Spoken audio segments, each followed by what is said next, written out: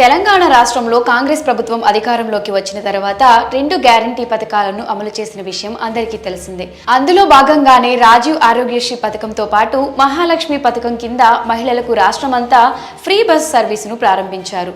ఈ క్రమంలోనే ఎన్నికల సమయంలో ప్రజలకు ఇచ్చిన హామీల మేరకు 6 గ్యారంటీ పథకాల అమలు కోసం ప్రజాపాలనా కార్యక్రమాన్ని విజయవంతంగా మొదలుపెట్టారు. అయితే తాజాగా ఈ పథకాలతో పాటు కొత్త పోర్టల్ కోసం మంత్రి శ్రీధర్ బాబు కీలక వ్యాఖ్యలు చేశారు.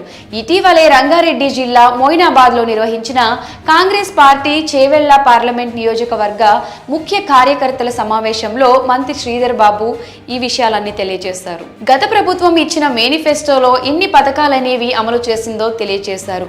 ఇక కాంగ్రెస్ ప్రభుత్వం అధికారంలోకి రాగానే ప్రభుత్వ ఉద్యోగులకు కూడా 1వ తేదీన జీతాలు వస్తాయని మంత్రి తెలియజేశారు. అలాగే రానున్న లోక్సభ ఎన్నికల్లో తెలంగాణ రాష్ట్రంలోని 17 స్థానాలకు గాను 17 సీట్లు కాంగ్రెస్ పార్టీ గెలుస్తుందని మంత్రి శ్రీధర్ బాబు ధీమా వ్యక్తం చేశారు.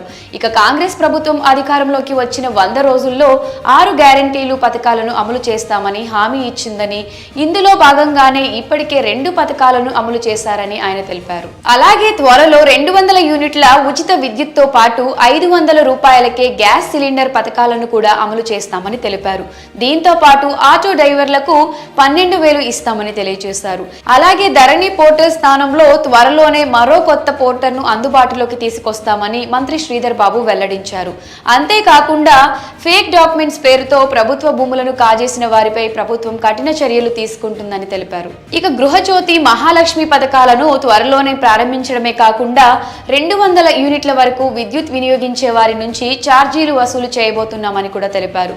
దీంతో పాటు గ్యాస్ సిలిండర్ పై 500 రాయితీ ఇస్తామంటున్నారు. అయితే 6 గ్యారంటీలను 100 రోజుల్లో అమలు చేస్తామని కాంగ్రెస్ చెప్పిన దాని ప్రకారం చూస్తే కాంగ్రెస్ అధికారంలోకి వచ్చి 80 రోజులైంది.